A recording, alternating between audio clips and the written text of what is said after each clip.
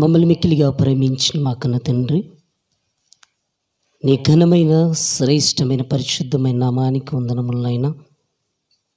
దేవా, ఈ రాత్రికాల సమయంలో నీ కుమారుడు యెహోషువను, నీ కుమార్తెనైనా అవితను జ్ఞాపకం చేసుకొని మీరు ఇచ్చినటువంటి కుమార్తె అక్షర యొక్క పుట్టిన దినాన్ని జ్ఞాపకం చేసుకుంటూ కుటుంబమునైనా సంతోషంగా ఉన్నటువంటి ఈ తరుణములో నీ మాటలను ప్రభువా నీ బిడ్డలకు వినిపింప చేయాలని ఆలోచనతో ఏర్పాటు చేసినటువంటి ఈ కూడికకు వచ్చినటువంటి నాయన నీ బిడ్డలకు మానవుని యొక్క పుట్టుక గురించినటువంటి కొన్ని విషయాలు ప్రభువా నీ బిడ్డలకు వినిపింప చేయాలన్నటువంటి ఆలోచనతో ఉంటుండగా మీ పరిశుద్ధాత్మ సహాయము ద్వారా తండ్రి, నీ బిడ్డల ఆత్మీయ జీవితానికి ఏ మాటలైతే అవసరమైనాయో అట్టి మాటలతో మీరే మాట్లాడమని క్రీస్తునామములో ప్రార్థించి వేడుకొనుచున్నాము తండ్రి, ఆమేన్. క్రీస్తునందు ప్రియమైనటువంటి దేవుని వర్లారా, మానవ జన్మ అనేది చాలా విలువైంది. ఎంత విలువైందంటే ఈ భూమి మీద ఏ మానవుడు కూడా చెప్పలేనిదే మానవుని యొక్క జన్మ. ఏం చెప్పలేడు అని మనం అనుకుంటే మనిషి యొక్క పుట్టిన దినాన్ని చెప్పలేడండి. ఎందుకు చెప్పలేడు? ఈరోజు జరుగుతున్నది పుట్టినరోజు కాదా అని చాలామందికి అనుమానం అనేది వస్తుంటుంది. ఈ భూమి మీదకి వచ్చినటువంటి మనిషి జన్మ దినమును కానీ, ఈ భూమి మీదకి వచ్చినటువంటి మనిషి తన బ్రతుకు పరమార్థము కానీ ఇంతవరకు తెలుసుకోకుండా ఈ భూమి మీద మనిషి మనుగడ అంటే జీవనం సాగిస్తూనే ఉన్నాడని చెప్పొచ్చు. జన్మ అనేది ఈ భూమి మీదకి వచ్చినటువంటి మనిషికి మరణించేంత వరకు కూడా తెలుసుకోకుండా ఎన్నో పుట్టిన దినాలు జరిపించుకుంటూ అలాగే మరలా ఈ లోకాన్ని విడిచిపెట్టి వెళ్ళిపోతున్నటువంటి సమాజాన్ని మనం చూస్తున్నాం. జన్మ పరమార్థం అనేది ఈ భూమి మీద ఎవరికి తెలియటం లేదు. ఎందుకు పుట్టావురంటే తినటానికి, ఎందుకు పుట్టావురంటే ఈ లోకములో సుఖభోగాన్ని అనుభవించాలని ఇలా లోకములో ఉన్నటువంటి మనిషిని మనం ప్రశ్నించి అడిగితే ఎన్నో చెప్పగలుగుతున్నాడే కానీ జన్మ గురించి మాత్రం ఏమీ చెప్పలేనటువంటి పరిస్థితిలో ఉన్నాడు. మనకేం తెలుసంటే ఈ భూమి మీద ఎప్పుడు పుట్టాడో ఆ రోజు అనేది మనకు తెలుస్తుందండి. ఏ రోజు అంటే తల్లి గర్భములో నుండి ఈ భూమి మీదకి వచ్చినటువంటి దినాన్ని పుట్టినరోజు అని మనం అనుకుంటుంటామండి. ఇంతవరకు ఆరిన నేల మీద ఉన్నటువంటి మనిషి దగ్గరికి వెళ్ళి పుట్టిన దినము అని అడగండి. ఎప్పుడంటే పలాని సంవత్సరమున, పలాని రోజున, పలాని గంటకి, ఇన్ని నిమిషాలకు అని కూడా చెప్పగలుగుతారండి. సంవత్సరం చెప్పగలుగుతున్నారు, రోజు చెప్పగలుగుతున్నారు, డేటు చెప్పగలుగుతున్నారు, నిమిషాలు కూడా చెప్పగలుగుతున్నారు. ఎప్పుడు పుట్టారంటే ఈ లోకములోనికి వచ్చినటువంటి ఆ రోజుని చెబుతున్నారే కానీ అసలు మనం ఎప్పుడు పుట్టాం, మన పుట్టుక ఎక్కడ జరుగుతుంది, అసలు ప్రారంభం మనం ఎక్కడ పుట్టామనేది ఈ ప్రపంచంలో చాలామందికి తెలియదండి. చాలామందికి తెలియదు. బైబిల్లో మనం చూడగలిగితే యెషయా గ్రంథం 48వ అధ్యాయం 8వ వచనాన్ని ఒకసారి బైబిల్లో చదవండి. యెషయా గ్రంథం 48వ అధ్యాయం 8వ వచనం.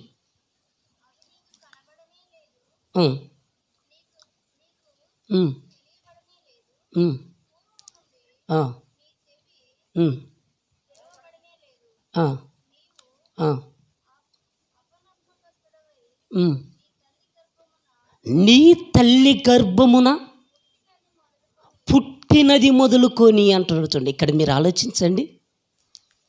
నీ తల్లి గర్భమందు పుట్టినది మొదలుకొని అంటున్నాడు. చూడండి, అంటే ప్రారంభం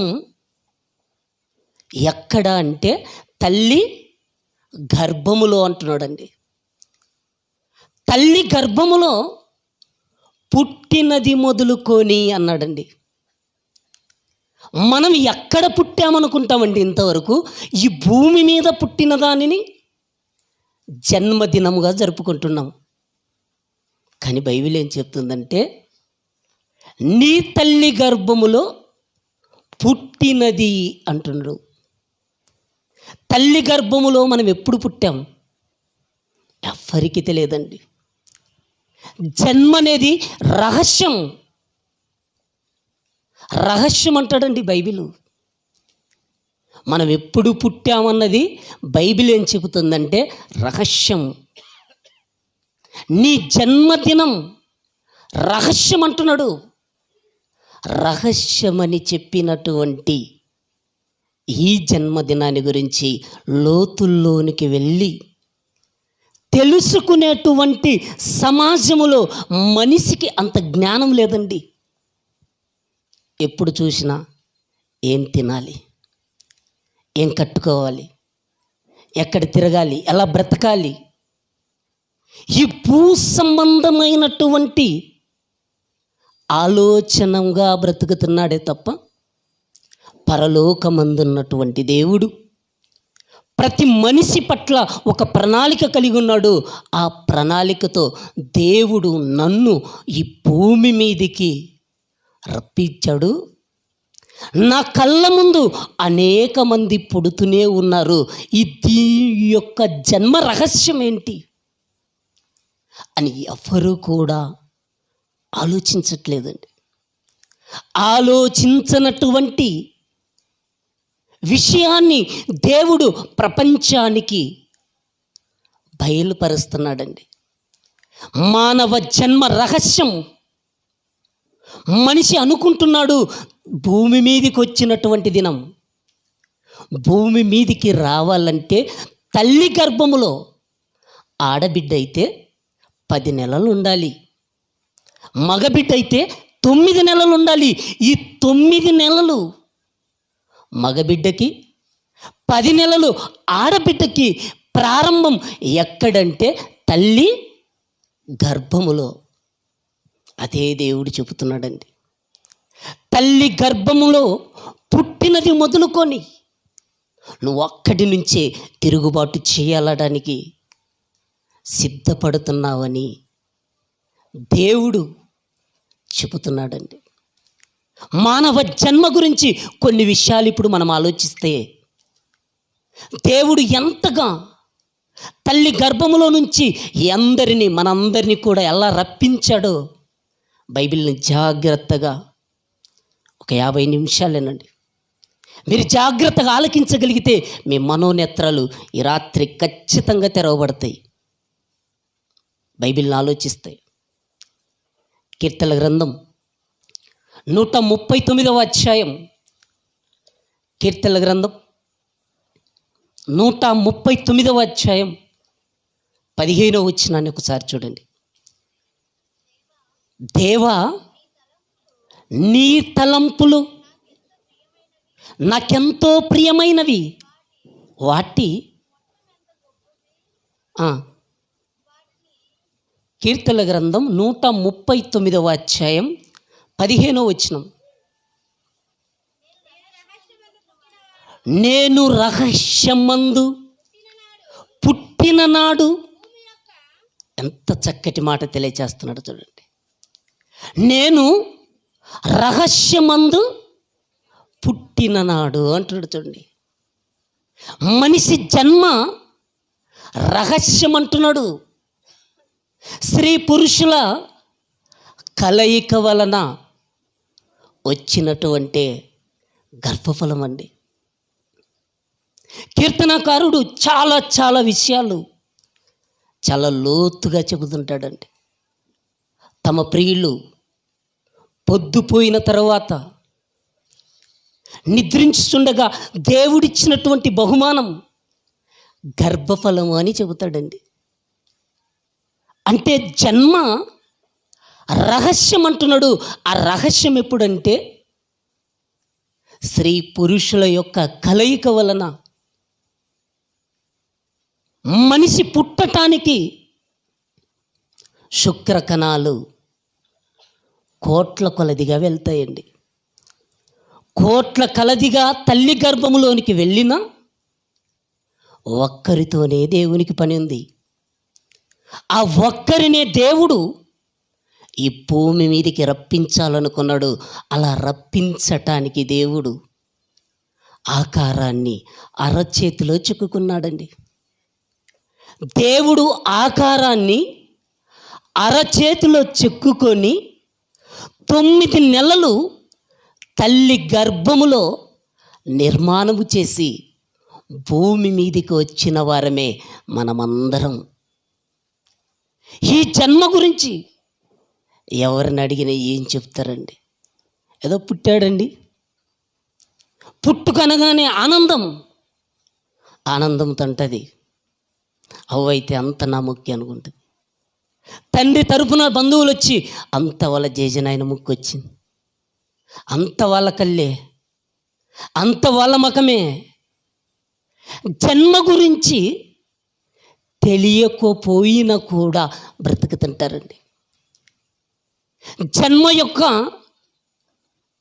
ఆ యొక్క పరమార్థం తెలియకపోయినా, ఆ గొప్పతనం తెలియకపోయినా మనకు అంతా తెలిసినట్టు మాట్లాడుతుంటామండి. ఏం తెలియదండి. ఎంత తెలియదో ఈ రాత్రి మీకు అర్థమవుతుంది. జన్మ గురించి మనకేం తెలియదన్నదానికి కీర్తనల గ్రంథం 103వ అధ్యాయం 14 వచ్చినాను ఒకసారి చూడండి. కీర్తనల గ్రంథం 103వ అధ్యాయం 14 వచ్చినాం. మనము నిర్మింపబడిన రీతి ఆయనకు తెలిసే ఉన్నది అంటుండటండి. మీకు అర్థమైందా? మనమందరం, ఈ గ్రామంలో ఉన్న అందరూ, ఈ గిద్దలూరు ప్రాంతంలో ఉన్న అందరూ, ప్రకాశం జిల్లాలో ఉన్న అందరూ, ఆంధ్ర రాష్ట్రంలో ఉన్న అందరూ, భారతదేశంలో ఉన్న అందరూ, ప్రపంచ దేశాల్లో ఉన్న అందరూ, ఒక మాటలో చెప్పాలంటే నిర్మింపబడిన రీతి ఎవరికి తెలుసంటే దేవునికి తెలుసంటండి. మనము నిర్మింపబడిన రీతి ఆయనకు తెలుసు అంటున్నాడండి. మనకేం తెలుసండి? మనకేం తెలుసు చెప్పండి? 3 నెలల తర్వాత ఋతుక్రమం ఆగిపోతే అమ్మో నా గర్భమున పండు కాయ పుడుతుందన్నటువంటి ఆలోచనలోనికి వెళ్తారే తప్ప, ఆ 3 నెలల తర్వాత 6 నెలలు వచ్చినా 7 నెలలు వచ్చినా శిశువు ఆడనా మగనా అని, ఆకారం ఎలా ఉందని కానీ ఎవ్వరికి తెలియదంటండి. ఈ భూమి మీద బ్రతుకుతున్నటువంటి ఎవ్వరికి తెలియనటువంటి ఆకారమే మానవ జన్మ. మనిషి యొక్క బ్రతుకు ఇంత గొప్పగా దేవుడు తల్లి గర్భములో నిర్మాణము చేస్తుంటే ఈ ఆకారం విలువ తెలియక ఈ లోకాశలకు ఆహుతైపోతూ పాపములో పతనమైపోతున్నటువంటి మనుషులను మన కళ్ళ ముందే మనం చూస్తున్నాం. మనము నిర్మింపబడిన రీతి ఆయనకు తెలిసింది, కానీ మనకు తెలియదండి. ఇక్కడ కూర్చున్న ఎవ్వరికి కూడా మనము తల్లి గర్భములో 9 నెలలు ఏమి తిన్నాము, ఏమి తాగామని అడగండి, ఏం చెప్పగలుగుతారండి? 5 సంవత్సరాల తర్వాత జ్ఞాపకం వచ్చిన తర్వాత మీ అమ్మ ఏం పెట్టేది, మీ నాన్న ఏం పెట్టాడు అని అడిగితే అప్పుడు చెప్పగలమండి. మనము నిర్మింపబడిన రీతి దేవునికి తెలుసు. మరి దేవుణ్ణే మనం అడగాలి. ఈ భూమి మీద ఏ మనుషుని అడిగినా కూడా చెప్పలేడండి. ప్రసంగి గారు ఒక చక్కటి మాట చెప్తాడండి. ప్రసంగి గ్రంథం 11వ అధ్యాయం 5వ వచనాన్ని ఒకసారి చూడండి. ప్రసంగి గ్రంథం, చూలాలి గర్భమందు ఎముకలు ఏ రీతిగా ఎదిగినది నీకు తెలియదు అంటున్నాడు. చూడండి, మీకు తెలియదు అంటున్నాడు. చూలాలి గర్భమందు, దేవుడు ఏం చెప్తున్నాడు? చూలాలి గర్భమందు ఎముకలు ఏ రీతిగా ఎదుగుతున్నది మీకు తెలియదు అన్నాడు. అంతే, ఇంకా ఎవ్వరికి తెలియదండి. ఎవ్వరికి తెలియనటువంటి ఈ ఆకారాన్ని దేవుడు ఎన్నో ఆలోచనలు పెట్టుకొని ఈ భూమి మీదకి మనల్ని రప్పిస్తున్నాడండి. ఆయనకంటూ ఒక సంకల్పం ఉంది, ఆయనకంటూ ఒక ప్రణాళిక ఉంది. ఆయన ప్రణాళికలో భాగంగానే మనల్ని కూడా ఈ భూమి మీదకి దేవుడు రప్పిస్తూనే వస్తున్నాడు.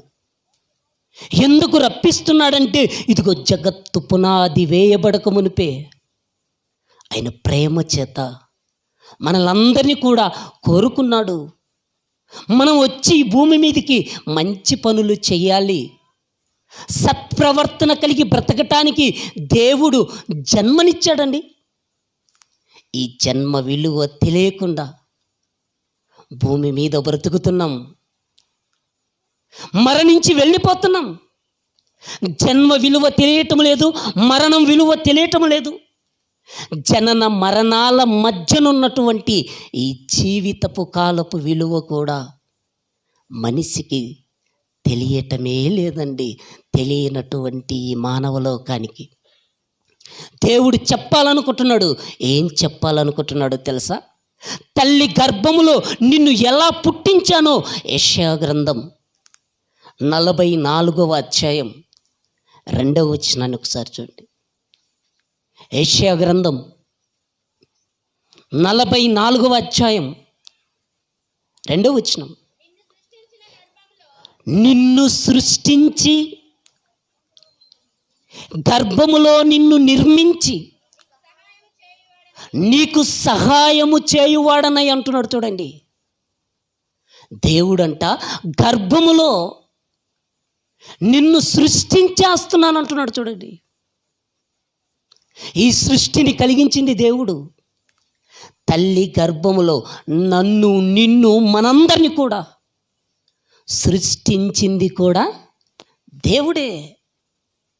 ఆయన అంటున్నాడు, నిన్ను గర్భములో సృష్టించి నిన్ను నిర్మించి నీకు సహాయము అంటున్నాడు. చూడండి, దేవుని యొక్క సహాయాన్ని మర్చిపోయారండి మానవలోకం. దేవుని యొక్క గొప్పతనాన్ని ఈ భూమి మీద మనుషులు మర్చిపోయారండి. మనం ఒక మామిడి చెట్టును చూసామనుకోండి, ఆ మామిడి చెట్టుకు పూత పూసినప్పుడు కోట్లగా కనబడుతుంటాయండి. ఎక్కడ చూసినా ఆ చెట్టు నిండా కూడా పూలే కనబడుతుంటాయండి. అవి కోట్ల కొలదిగా ఉంటాయండి. ఆ పువ్వు నుంచి కాయలు పిందెలుగా మారటానికి కొన్ని లక్షల్లో కనబడతాయంటే, కొన్ని కోట్ల పూలుగా ఉన్నటువంటి అవి పిందెలుగా మారటానికి కొన్ని లక్షల్లో కనబడతాయి. ఆ లక్షల్లో కనబడినటువంటి ఆ పిందెలు కూడా ఆ కాయలయ్యేసరికి వేలల్లోనికి వచ్చేస్తాయండి. అమ్మో, ఎన్నో లక్షలు ఉన్నాయి కదా అనుకుంటే తీరా అవి కాయ రూపంలోనికి వచ్చి తీసుకునే లోపాలకి వేలల్లోనికి వెళ్ళిపోతాయి. ఇక తీరా ఇవి పండి మార్కెట్లోనికి వచ్చేలోపు వందల్లోనికి వేలల్లోనికి అవి వెళ్ళిపోతుంటాయండి. తల్లి గర్భములో ప్రతి మనిషిని కూడా కోట్ల కొలదిగా వెళ్ళిన ఈ భూమి మీదకి ఒక్కరిగానే భూమి మీదకి వచ్చామండి. మనతో పాటు ఎంతోమంది తల్లి గర్భములోనికి వెళ్ళినప్పటికీ ఇదిగో నీతో నాకు పని లేదని అందరినీ పక్కన పెట్టి తల్లి యొక్క పిండం అండముతో మనల్ని ఫలదీకరణము చెందించి తన అరచేతిలో చెక్కుకొని రూపాన్ని మనకిచ్చి దేవుడు అంటున్నాడు, గర్భములో నిన్ను సృష్టించి నిర్మించి నీకు సహాయము చేయువాడనైన నేను అంటున్నాడండి. ఎందుకు ఈ మాట అంటున్నాడు మనం చూడగలిగితే యెషయా గ్రంథం 49వ అధ్యాయం, యెషయా గ్రంథం 49వ అధ్యాయం మొదటి వచనాన్ని చూడండి. దీపములారా నా మాట వినుడి, దూరాననున్న జనులారా ఆలకించుడి. నేను గర్భమున పుట్టగానే యెహోవా నన్ను పిలిచెను అంటున్నాడు. చూడండి, నేను గర్భములో పుట్టగానే యెహోవా నన్ను పిలిచెను అంటున్నాడు. చూడండి, అర్థమవుతుందా మనకి? నేను గర్భములో పుట్టగానే, గర్భములోనే పుట్టగానే యెహోవా నన్ను పిలిచాడంట. చూడండి, ఎందుకు పిలిచాడు దేవుడు? ఎందుకు దేవుడు పిలుస్తున్నాడు? ఎందుకు దేవుడు తల్లి గర్భములో ఉన్నప్పుడే ప్రత్యేకపరుచుకుంటున్నాడంటే ఇదిగో ఆయన పనిలో మనం ఉండాలని, ఆయన పనిలో మనం ఉండటానికి దేవుడు మనకు జన్మనిస్తున్నాడు. కానీ ఈ జన్మ విలువ తెలియకుండా ఈ భూమి మీద బ్రతుకుతూనే ఉన్నామండి. మరలా చదవమ్మా. నేను గర్భములో పడగానే, నేను గర్భములో పుట్టగానే యెహోవా నన్ను పిలిచెను. తల్లి నన్ను ఒడిలో పెట్టుకొనినది మొదలుకొని ఆయన నామము జ్ఞాపకం చేసుకున్నాడంట. చూడండి, నా నామము నిమిత్తం ఈ భూమి మీదకి రావాలంటున్నాడు. నా నామము నిమిత్తం ఈ భూమి మీదకి వచ్చేటువంటి ప్రతి మనిషి రావాలని దేవుడు కోరుకుంటున్నాడండి. వచ్చాము, ఎందుకు వచ్చాము, ఎందుకు పుట్టాము మనకు తెలియటం లేదండి. ఎందుకు పుట్టామంటే ఏం చెప్పలేని పరిస్థితి అండి. ఎలా బ్రతకాలి ఏం చెప్పలేనటువంటి పరిస్థితుల్లో ఈరోజు బ్రతుకుతున్నారు. కానీ దేవుడు ఎంత చక్కటి ఆకారం అండి, ఎంత చక్కటి నిర్మాణం అండి. దేవుని యొక్క నిర్మాణం ప్రపంచ మానవాళికి కూడా ఆశ్చర్యాన్ని కలిగించేస్తుందండి. దేవుడు మనల్ని నిర్మించినటువంటి ఆ రీతి ఏదైతే ఉందో అది ఆశ్చర్యం అనిపిస్తే మనకు ఆలోచన కలుగుతుంది.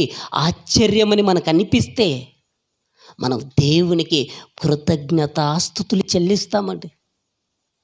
ఈరోజు యెహోషువను అబితను దేవుడు జ్ఞాపకము చేసుకొని ఇచ్చినటువంటి కుమార్తె యొక్క ఆకారాన్ని మీరు ఇప్పుడు చూడండి. కళ్ళ ముందు చాలా ముద్దుగా కనబడుతుంది, చాలా తెల్లగా కనబడుతుంది. ఈ ఆకారాన్ని మనం ఆలోచిస్తే ఆ చిన్న బిడ్డను అలా మన కళ్ళ ముందు పెట్టుకొని దేవుడు ఎంత గొప్పగా నిర్మాణం చేశాడో అనేది మనం ఆలోచిస్తే మన ఆలోచనలకు కూడా మనకు తెలియనిది దేవుని యొక్క బైబిల్లో దేవుడు రాయించాడండి. యోబు గ్రంథం 10వ అధ్యాయం 11వ వచనాన్ని చూడండి. చర్మముతోను మాంసముతోను నీవు నన్ను కప్పితివి, ఎముకలతోను నరములతోను నన్ను సంధించితివి అంటున్నాడు. చూడండి 10వ వచనం కూడా చదవండి, అర్థమవుతుంది. ఒకడు పాలు పోసినట్లు నీవు నన్ను పోసితివి కదా, జున్నుగడ్డ ఒకడు పేరబెట్టినట్లు నీవు నన్ను పేరబెట్టితివి కదా అంటున్నాడు. చూడండి, జున్నుగడ్డను పేరబెట్టినట్టు దేవుడు అంటండి మనల్ని 9 నెలలు అమ్మ కడుపులో ఉంచాడండి, పేరబెట్టాడంటే 9 నెలలు అలా పెట్టాడు దేవుడు, ఆకారాన్ని అమర్చాడండి. ఈ 9 నెలల్లో దేవుడు అరచేతిలో రూపాన్ని చూసుకుంటున్నాడు. ఈరోజు మన ఆకారాన్ని ఒకసారి మనం చూసుకుంటే, మన చెయ్యిని చూడండి, ఈ యొక్క బొటన వేలైతేనేమి, చూపుడు వేలైతేనేమి, మధ్య వేలైతేనేమి, ఉంగరపు వేలైతేనేమి, చిటికెన వేలైతేనేమి, మన చేతికున్నటువంటి ఈ 5 ఏళ్ళు కూడా దేనికదే సాటే అండి.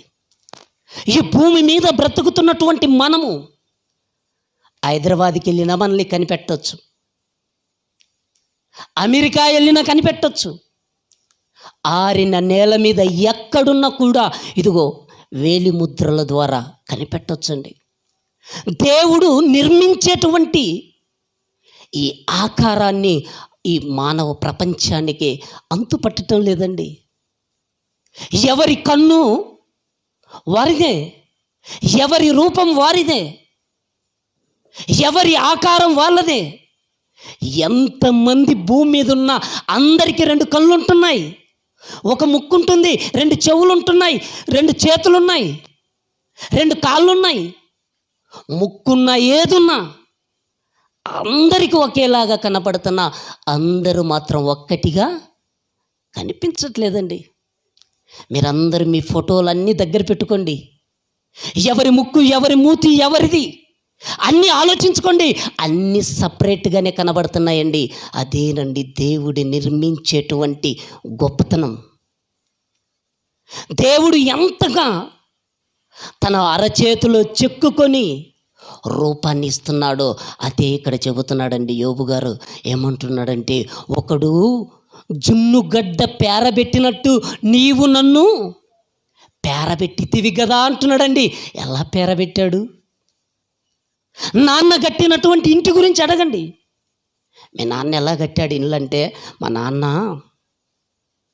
మంచిగండి పిల్లర్స్ వేసాడు, 100 సంవత్సరాల దాకా స్టాండర్డ్గా ఉంది ఇల్లు అని చెప్పుకుంటామండి.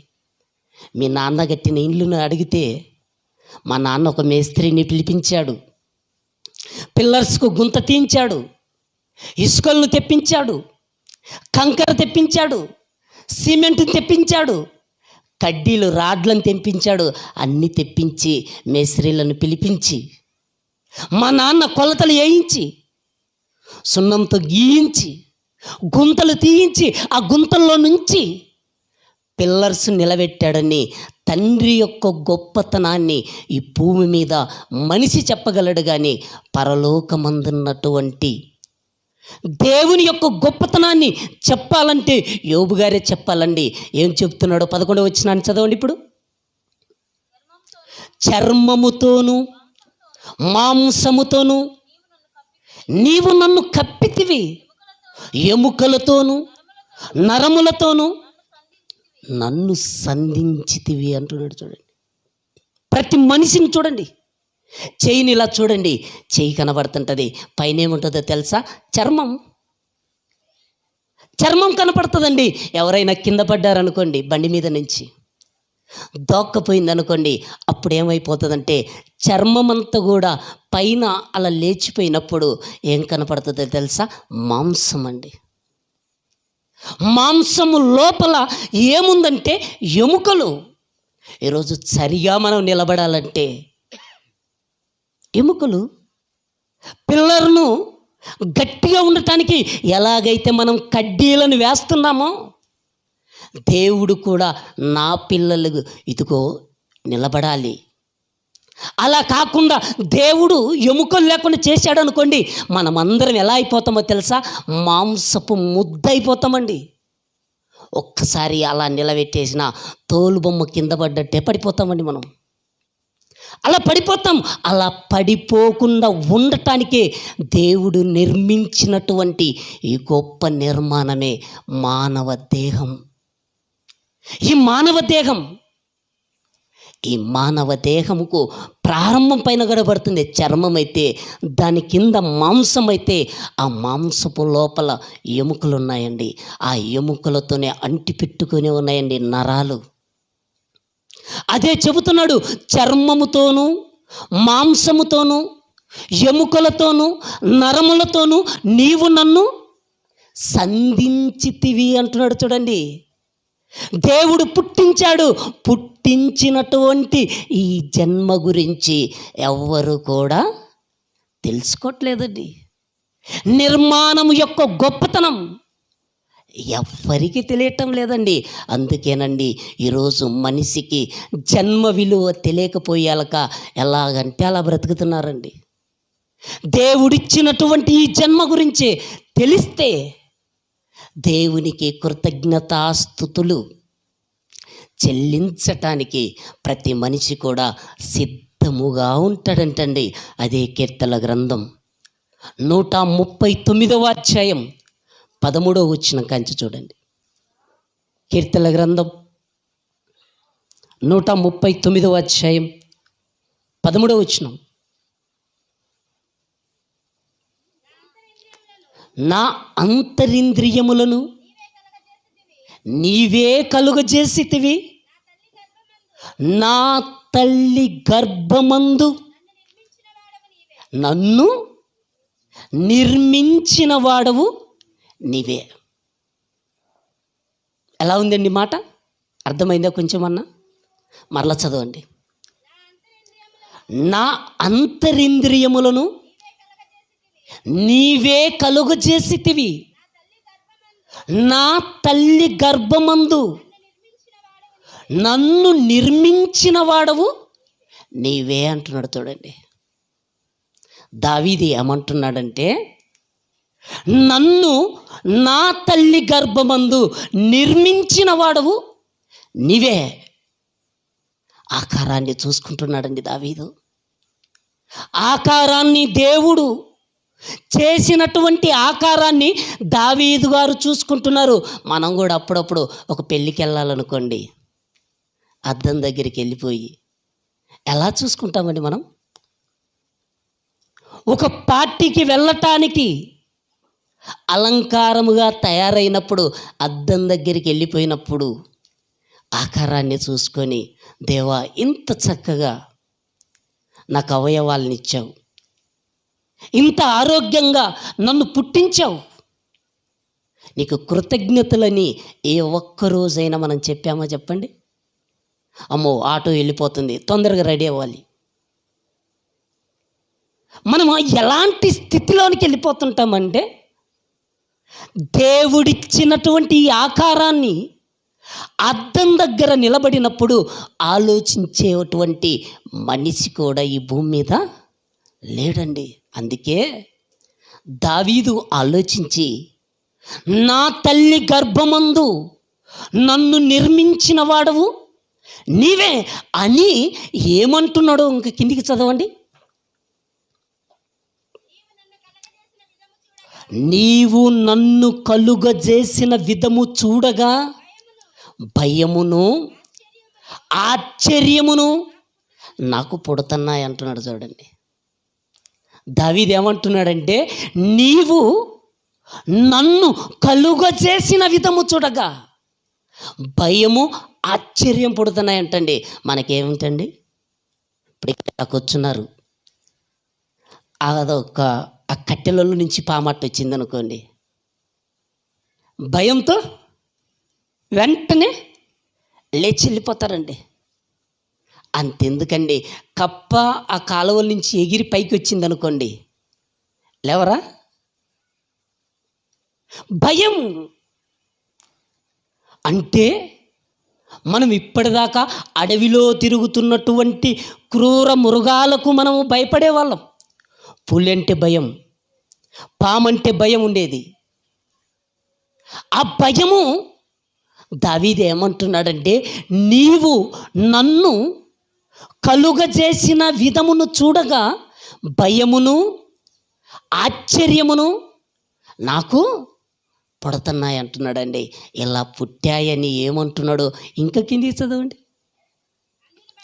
అందును బట్టి నేను నీకు కృతజ్ఞతాస్తుతులు చెల్లించుతున్నాను అంటున్నాడు. చూడండి, తన జన్మ గురించి ఆలోచించుకొని దేవునికి కృతజ్ఞతాస్తుతులు చెల్లిస్తున్నాడంటండి. ఈరోజు మనం అనుకుంటామండి, నాకు ఎన్ని సంవత్సరాలు తెలుసా? 75 సంవత్సరాలు. నాకు ఎన్ని సంవత్సరాలు తెలుసా? 60 సంవత్సరాలు. ఇలా ఎక్కువ సంవత్సరాలని చెప్పుకొని ఆనందపడుతుంటారండి. నీకు ఎక్కువ సంవత్సరాలు ఉన్నాయని ఆనందపడుతున్నావు. నువ్వు మరణం దగ్గరికి పరిగెత్తుకుంటూ వెళ్తున్నావు. నీకు ఎన్ని సంవత్సరాలు పెరుగుతుంటే నువ్వు అంత త్వరగా మరణం దగ్గరికి వెళ్ళిపోతున్నావు. మరణం కూడా అటునుంచి నిన్ను కలుసుకోవటానికి అది కూడా పరిగెత్తుకుంటూ వస్తుంది. ఎక్కడ మనం కలుసుకుంటామో అక్కడే పుట్టుకతో ఈ లోకానికి వచ్చినటువంటి మనిషి మరణంతో వెళ్ళిపోతాడండి. అలా వెళ్ళిపోక ముందే తెలుసుకోవటానికి దేవుడు చెబుతున్నాడు, ఈ జన్మ చాలా ప్రాముఖ్యమైంది. ఈ జన్మ ఎంత ప్రాముఖ్యమైందంటే ఇదిగో దేవునికి కృతజ్ఞతాస్తుతులు చెల్లించాలంటండి. ఈరోజు ఎవరైనా చెల్లించారా? ఈ ఆకారాన్ని చూసుకొని దేవునికి కృతజ్ఞతాస్తుతులు చెల్లించేటువంటి వాళ్ళు ఉన్నారంటే, దేవునికి కృతజ్ఞత కలిగి జీవిస్తున్నారంటే ఎవరు లేరండి. మీరు అలా నడుచుకుంటూ వెళ్ళిపోతున్నప్పుడు వాళ్ళ చెయ్యి మీ చెయ్యి అలా తగిలి చేతిలో ఉన్న సెల్లో, చేతిలో ఉన్న కర్చీపో, చేతిలో ఉన్న పర్సు కింద పడ్డదనుకోండి, ఆ వెంటనే అలా తీసాలో పైకి ఇచ్చారనుకోండి, ఏమంటారు మీరు? వెంటనే థ్యాంక్స్ అండి అని చెప్తారా చెప్పరా? ఒక మనిషికి థ్యాంక్స్ చెబుతున్న మీరు దేవుడు అరికాలు మొదలుకుంటే తల వరకున్నటువంటి ఆకారాన్ని నిర్మించినటువంటి దేవునికి ఎవరైనా కూడా కృతజ్ఞతాస్తుతులు చెల్లించారా అంటే ఈ భూమి మీద ఎవ్వరు కూడా చెల్లించటం లేదండి. ఎవరన్నా మిమ్మల్ని ప్రేమించి ఒక జత బట్టలు తీసించారనుకోండి, వాళ్ళ కృతజ్ఞత చెబుతారండి మీరు.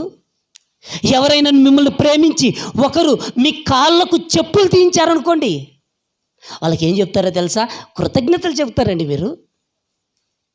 కాళ్ళకు చెప్పులైనా, వేలికి ఉంగరాన్నైనా, చేతికి వాచ్ అయినా, ఏదో ఒక వస్తువు తీసిచ్చినందుకే వారికి కృతజ్ఞతలు చెప్పే మీరు, దేవుడు చెప్పులు వేసుకోవటానికి కాళ్ళు ఇచ్చాడు, ఉంగరం పెట్టుకోవటానికి వేలిచ్చాడు, వాచ్ పెట్టుకోవడానికి చెయ్యి ఇచ్చాడు.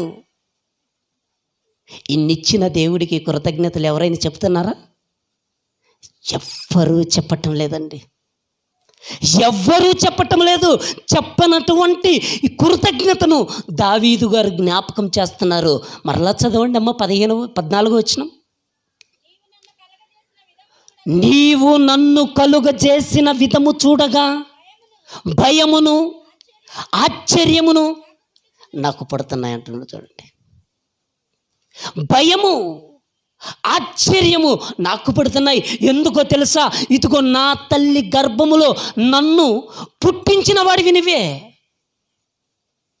నా తల్లి గర్భములో నాకు ప్రాణం పోసిన వాడవు నువ్వే అంటున్నాడండి దావీదు. మనం అదేం ఆలోచించట్లేదండి, ఏమీ ఆలోచించట్లేదండి. దావీదు ఎప్పటి నుంచి జ్ఞాపకం పెట్టుకుంటున్నాడో 16వ వచనాన్ని ఇప్పుడు చదవండి. నేను పిండమునై ఉండగా నీ కన్నులు నన్ను చూచినట్టున్నాడు. చూడండి, ఎప్పుడు చూశాడంటున్నాడు తెలుసా?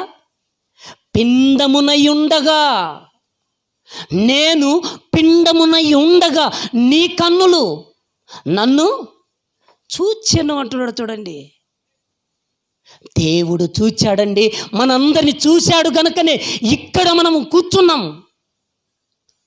దేవుడే మన ఆకారం వద్దనుకుంటే ఎప్పుడో ఈ లోకాన్ని విడిచి వెళ్ళేవాళ్ళం.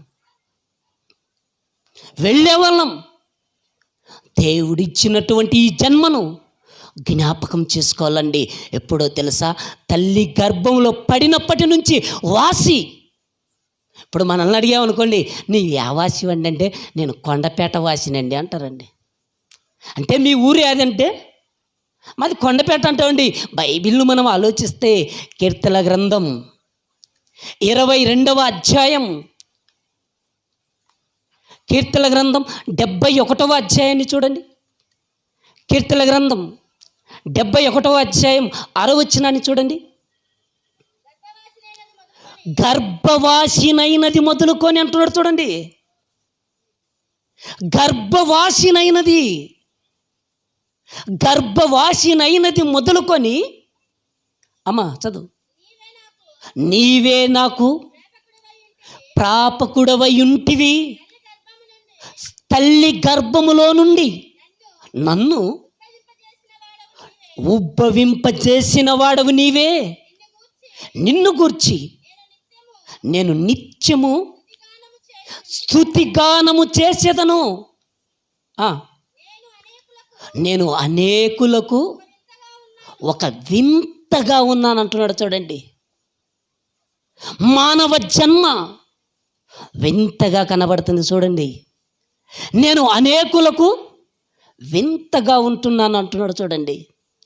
గర్భవాసినైనది మొదలుకొని నాకు ప్రాపకుడవు నీవే అంటున్నావంటే, ఇదిగో నేను గర్భములో పడినప్పటి నుంచి నాకు సహాయము చేసింది నీవే అని దేవుణ్ణి స్తుతిస్తున్నట్టుగా కనబడుతుంది చూడండి.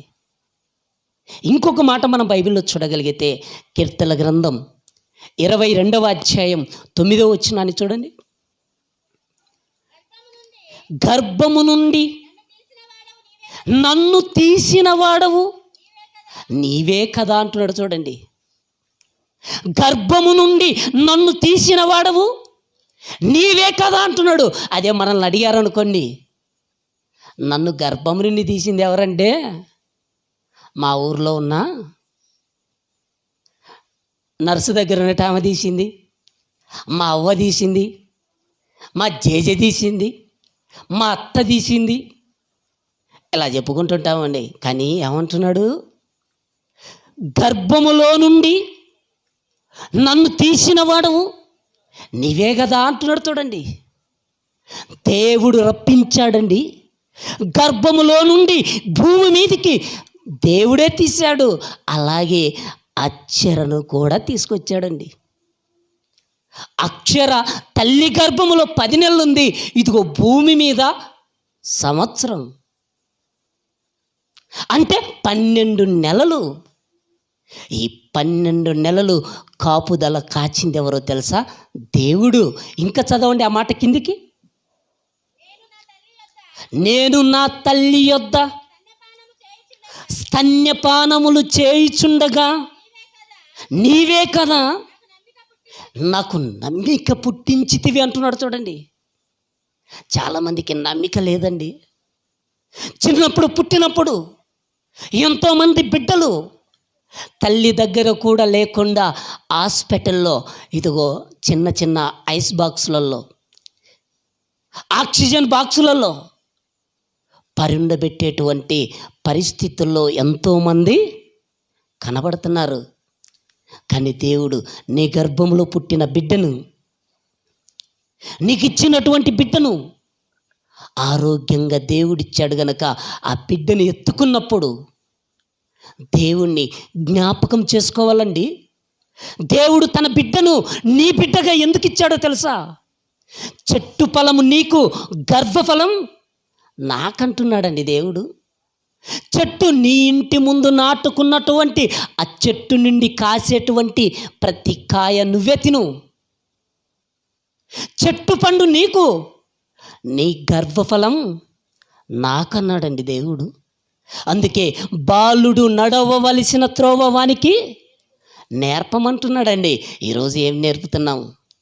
బాబాయ్ వాళ్ళ అద్దో అది, దుకాణం అక్కడుంది అంటే ఎక్కడికి రోజు త్రోవలు నేర్పుతున్నారు ఈరోజు సమాజం అంటే? దేవుడు అనుకున్నట్టుగా దేవుడిచ్చినటువంటి ఈ గర్భఫలాన్ని దేవునికి ఇవ్వలేకపోతున్నారండి.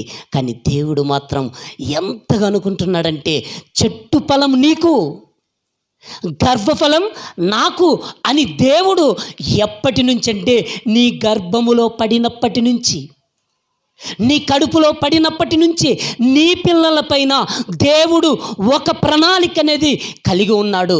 అదే ఇర్మియాతో దేవుడు అంటున్న మాట. ఇర్మియా గ్రంథం 1వ అధ్యాయం 4-5 వచనాలు కలిసి ఉంటాయి చూడండి. ఇర్మియా గ్రంథం 1వ అధ్యాయం 4-5 వచనాలు కలిసి ఉంటాయి. యెహోవా వాక్కు నాకు ప్రత్యక్షమై ఈలాగు సెలవిచ్చెను, గర్భములో నేను నిన్ను రూపింపకు మునిపే నిన్నెరిగి తిని, నిన్ను గర్భములో నుండి బయలుపడక మునిపే నేను నిన్ను ప్రతిష్ఠించి తిని అంటున్నాడు చూడండి. దేవుడు ప్రతిష్ఠించుకుంటున్నాడు, దేవుడు ప్రత్యేకపరచుకుంటున్నాడు. అలా ప్రత్యేకపరచుకుంటున్నాడు తెలుసా? తల్లి గర్భములో నుంచే ప్రత్యేకపరచుకుంటున్నాడు.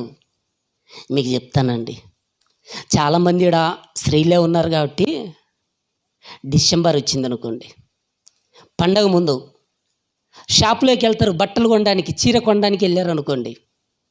మీరు అక్కడికి వెళ్ళి ఆ షాపులోనికి అలా కనబడినప్పుడు ఆ కలర్తి ఈ కలర్తి అవన్నీ తీయించి ఆ షాపోడు ముందున కొండంత గుట్ట వేయించి అప్పుడు ఏమంటారో తెలుసా? ఈ షాపులో బాగలేవు, ఇంకొక షాపుకి వెళ్దాం పదా అని పోతారండి. ఆ షాపులో కూడా అలానే తీస్తారు. అక్కడ కూడా నచ్చలేదని ఎన్నో మీరు చూస్తారండి. చూసి చూసి చూసి ఆ షాపోడు కూడా మిమ్మల్ని కసిరించుకుంటే, మీ మీద కోప్పడితే ఆ తర్వాత ఏదో ఒకటని అప్పుడు నచ్చి నచ్చనట్టు తీసుకుంటారండి.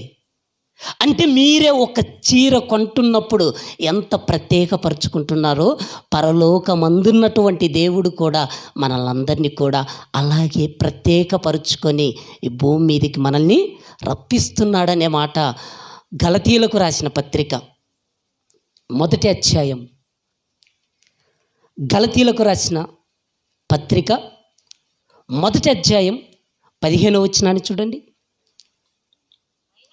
అయినను తల్లి గర్భమందు పడినది మొదలుకొని నన్ను ప్రత్యేకపరిచి అంటున్నాడు చూడండి. తల్లి గర్భములో పడినది మొదలుకొని నన్ను ప్రత్యేకపరిచి అంటున్నాడు చూడండి. ఈ భూమి మీదకి వచ్చినటువంటి ప్రతి మనిషికి ఒక ప్రత్యేకత ఉందండి. ప్రతి మనిషికి ఒక ప్రత్యేకత ఉంది, ప్రతి మనిషికి ఒక కారణం ఉంది. అందుకే దేవుడు మానవుడు కారణ జన్ముడు, ఒక కారణంతో పుట్టాడు. ఆ కారణం ఏంటో తెలుసా? ఈ భూమి మీద దేవుని పని చేసి దేవుని దగ్గరికి వెళ్ళాలన్నదే దేవుని చిత్తం అండి. ఈరోజు ఎవ్వరు తన గర్భములో పుట్టినటువంటి బిడ్డలని దేవుడి కోసం పెంచే వాళ్ళు కనిపించట్లేదండి. దేవుడిచ్చినటువంటి బహుమానాలను విడిచిపెట్టేస్తున్నారు. అందుకే ఈరోజు భూమి మీద మనుషులు దొంగలుగాను, హంతకులుగాను, వ్యభిచారులుగాను, తాగుబోతులుగాను ఈరోజు మనిషి మారిపోతున్నాడంటే కారణం ఏంటంటే దేవుడిచ్చినటువంటి ఈ గర్భఫలాన్ని దేవుడికి ఇవ్వకపోవటమే. అందుకే దేవుడు అంటున్నాడు, బహుమానం, గర్భఫలం దేవుడిచ్చే బహుమానం అని చెప్పుతూ కీర్తనల గ్రంథం 127వ అధ్యాయం 2వ వచనాన్ని ఒకసారి చూడండి. కీర్తనల గ్రంథం 127వ అధ్యాయం 2వ వచనం. మీరు వేకువనే లేచి చాలా రాత్రి అయిన తర్వాత పండుకొనుచు కష్టార్జితమైన ఆహారమును తినుచుండుట వ్యర్థమే. తన ప్రియులు నిద్రించుచుండగా ఆయన వానికిచ్చుచున్నాడు. కుమారులు యెహోవా అనుగ్రహించు స్వాస్థ్యం అంట. చూడండి, కుమారులు యెహోవా అనుగ్రహించు స్వాస్థ్యము, గర్భఫలము ఆయన ఇచ్చు బహుమానమే అంటున్నాడు. చూడండి, ఆయన ఇచ్చే బహుమానం.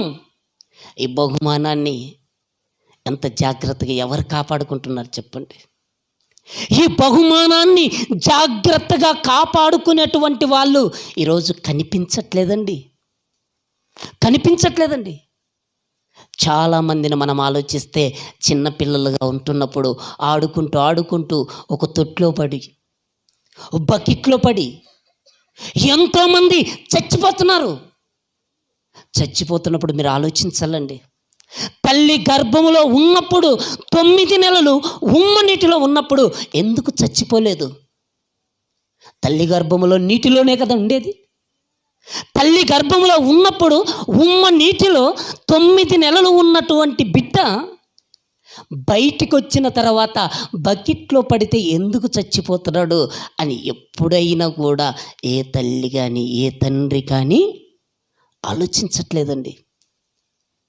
దేవుని యొక్క భద్రత కాపాడుతున్నది తల్లి గర్భములో. ఇదిగో తల్లి గర్భములో 9 నెలలు 10 నెలల తర్వాత ఈ భూమి మీదకి వచ్చిన తర్వాత కాపాడుకోనవలసినటువంటి బాధ్యత ఎవరికి ఇచ్చాడంటే తల్లికి, తండ్రికిచ్చాడు. తండ్రికిచ్చాడు. మరి ఇప్పుడు తల్లిదండ్రులే పిల్లలను చాలా జాగ్రత్తగా కాపాడుకోవాలండి. ఒకవేళ కాపాడుకోలేదనుకోండి, జాగ్రత్తగా కాపాడుకోలేదండి, కాపాడుకోకపోతే దేవుడు ఏం చేస్తాడో తెలుసా? నీ సంతానాన్ని విస్తరింపచేయడండి. నీ సంతానాన్ని దేవుడు ఏం చేస్తాడో తెలుసా? ఇదిగో నాశనం చేస్తాడంటండి. తల్లి గర్భములో కాపాడినటువంటి దేవుడు భూమి మీదకి వచ్చిన తర్వాత మరలా కళ్ళ ముందు చూపించి మరలా తీసుకెళ్ళిపోతాడంటే కారణం కూడా దేవుడు చెబుతాడండి బైబిల్లో. కీర్తనల గ్రంథం 21వ అధ్యాయం 10వ వచనాన్ని చూడండి. కీర్తనల గ్రంథం 21వ అధ్యాయం 10వ వచనం. భూమి మీద ఉండకుండా వారి గర్భఫలములను నీవు నాశనము చేసేదవు అంటున్నాడు. చూడండి, భూమి మీద ఉండకుండా అంటున్నాడు. చూడండి, భూమి మీద ఉండకుండా వారి గర్భఫలములను నీవు నాశనము చేసేదవు. నరులలో ఉండకుండా వారి సంతానమును నశింపచేసేదవు అంటున్నాడు. చూడండి, ఇదిగో మన సంతానం నశించకుండా ఉండాలంటే, మన సంతానం విస్తరించాలంటే, మన సంతానం అభివృద్ధి చెందాలంటే దేవుని యొక్క భద్రత మన పైన ఉండాలంటే మనం దేవుడికి లోబడాలి. ఇదిగో తల్లి గర్భములో కాపాడాడు దేవుడు. అలా కాపాడిన దేవుడు కలకాలం మనల్ని చూడాలంటే ఆయన భద్రత ఏం చెబుతున్నాడంటే, ఇదిగో నీ సంతానాన్ని విస్తరింపచేస్తాను, ఇదిగో నిన్ను నీ పిల్లలను వృద్ధి చేస్తానంటున్నాడండి దేవుడు. వృద్ధి చెయ్యాలంటే ఇచ్చినటువంటి గర్భఫలాన్ని ఈ రాత్రి మీకు ఎన్ని చక్కటి మాటలు వినబడ్డాయి చెప్పండి. ఎంతోమంది గర్భఫలాలు దేవుడిచ్చినప్పటికీ పుట్టినరోజులని చెప్పేసి తాక్కుంటూ తిరుక్కుంటూ ప్రార్థన లేకుంటూ లేదా ఎంతోమంది చేస్తుంటారండి. ఈ రాత్రికాల సమయంలో పుట్టిన దినాన్ని జ్ఞాపకం చేసుకొని మిమ్మల్ని కూర్చుండబెట్టి మీకు ఈ మాటలు వినిపింపచేశాడంటే జన్మ యొక్క పరమార్థం మీకు అర్థమైందని నేను అనుకుంటున్నానండి. చివరిగా ఒక మాట, కీర్తనల గ్రంథం 115వ అధ్యాయం, కీర్తనల గ్రంథం 115వ అధ్యాయం 15వ వచనాన్ని చూడండి. భూమి ఆకాశములను సృజించిన యెహోవా చేత 14వ వచనాన్ని చూడండి అమ్మా. యెహోవా మిమ్మును మీ పిల్లలను వృద్ధి పొందించును అంటున్నాడు చూడండి. యెహోవా మిమ్మును మీ పిల్లలను వృద్ధి పరుస్తాడంటండి. ఎప్పుడు పరుస్తాడు చెప్పండి? దేవుడు వృద్ధిపరచాలంటే ఇదిగో దేవుడికి మనం లోబడాలండి. ఈరోజు లోబడకపోతే గర్భఫలము లేక ఎంతోమంది ఈరోజు దేవుడి మీద ఆధారపడుతున్నారండి. గర్భఫలం లేకపోతే ఎంతోమంది ఏడ్చిన వాళ్ళు కనబడుతున్నారండి. ఒక అన్నాను మీరు ఆలోచిస్తే, గర్భఫలం లేకపోతే తన తోటి కోడలు అనుకుంటారు, లేకపోతే మరో భార్య అనుకుంటారు, ఇద్దరు భార్యలు. ఆమంటుంది నాకు పిల్లలు ఉన్నారు, నీకు పిల్లలు లేరు అని హేళన చేసేదండి. హేళన చెయ్యగానే దేవుని యొక్క సన్నిధిలోనికి వెళ్ళిపోయి కన్నీరు కారుస్తూ దేవుణ్ణి అడిగిందండి. దేవుణ్ణి అడుగుతుంటే ఏలి అనేటువంటి యాజకుడు కూడా, ఏంటి మా ద్రాక్షారసము నిండా తాగి వచ్చినట్టుంది, మత్తుగా ఉంది, అమ్మా ఎందుకమ్మా నువ్వు మత్తురాలవైపోతున్నావు, లేచి నీ ఇంటికి పో అన్నప్పుడు, నేను తాగలేదయ్యా, నేను దేవుని సన్నిధిలో మొరపెట్టుకుంటున్నాను, నేను దేవుని సన్నిధిలో అడుగుతున్నాను. ఏం అడుగుతున్నానో తెలుసా? ఇదిగో గర్భఫలం కావాలని అడుగుతున్నానని ఆ రోజు అడిగినటువంటి ఆ స్త్రీ, దేవుడు ఆమె మొరను ఆలకించాడండి. ఆలకించిన తర్వాత కుమారునిచ్చాడండి. ఆ కుమారుణ్ణి 2 సంవత్సరాలు తన దగ్గర ఉంచుకొని 3వ ఏట పాలు మాన్పించిన తర్వాత మరలా తీసుకొచ్చి యాజకుడి దగ్గరనే విడిచిపెట్టి వెళ్ళిపోయిందండి. అలా వెళ్ళిపోయినటువంటి ఆ తల్లి పేరు అన్న అయితే ఆ కుమారుడే సమూయేలు. ఆ సమూయేలు బ్రతికినాడండి. ఎలా బ్రతికాడో తెలుసా? మనుషుల దయందును దేవుని దయందు పెరిగాడండి. మనుషుల దయందును దేవుని దయందును పెరిగినటువంటి సమూయేలు దాను మొదలుకుంటే బేర్షెబా వరకు ఒక ప్రవక్తగాను ఒక న్యాయాధిపతిగాను బ్రతికాడండి.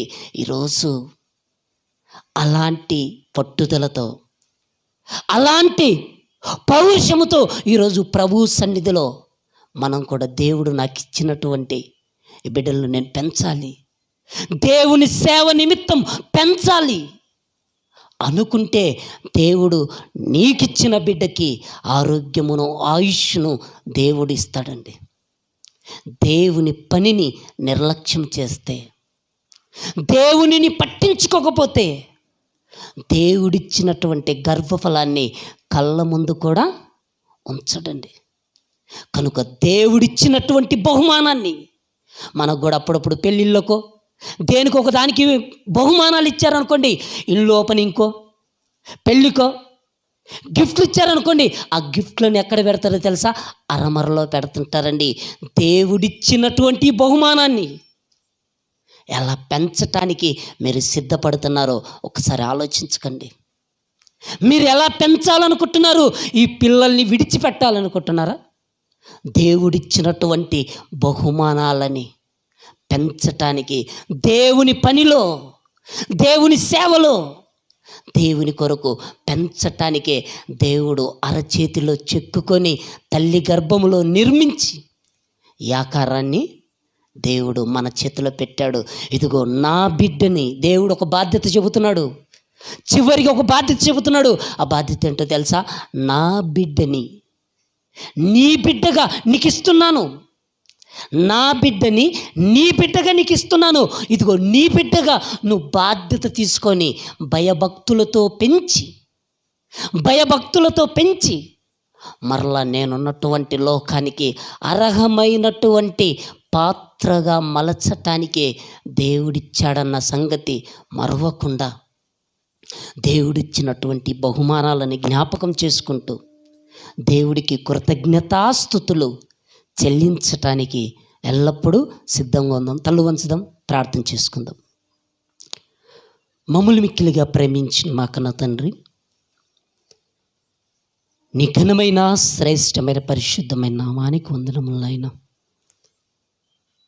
దేవా, ఈ రాత్రికాల సమయములో నీ కుమారుడు నాయన యెహోషువను, నీ కుమార్తె అబితను ప్రభువా మీరు జ్ఞాపకం చేసుకొని ఇచ్చినటువంటి కుమార్తె అక్షరను బట్టి నీకు వందనములు స్తోత్రములు చెల్లిస్తున్నాం.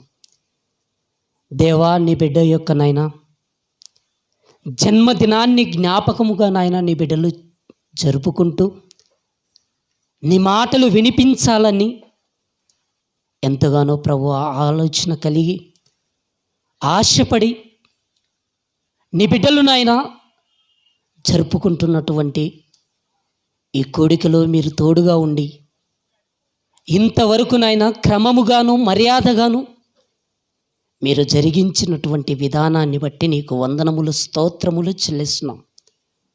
దేవా, నీ బిడ్డకు ప్రభువా ఈ సంవత్సర కాలమంతా కూడా ప్రభువా కంటికి రెప్పలాగా మీరు కాపాడారు.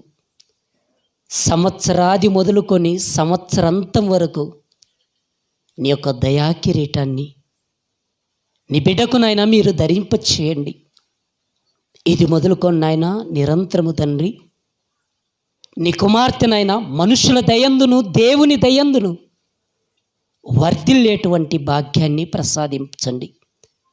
మరి ముఖ్యంగా నాయన ఈ కోడికకు చేరి వచ్చినటువంటి నాయన నీ బిడ్డలందరినీ కూడా ప్రభువా పేరు పేరున జ్ఞాపకం చేసుకోండి. మరి ముఖ్యంగా నాయన ముందున్నటువంటి కార్యక్రమం అంతా కూడా ప్రభువా నీకు మహిమకరంగాను కుటుంబానికి ఆశీర్వాదకరంగాను చేరి వచ్చినటువంటి ప్రతి ఒక్కరికి దీవెనకరంగాను మీరే మలచమని క్రీస్తు నామములో ప్రార్థించి వేడుకొనుచున్నాము తండ్రి. ఆమేన్.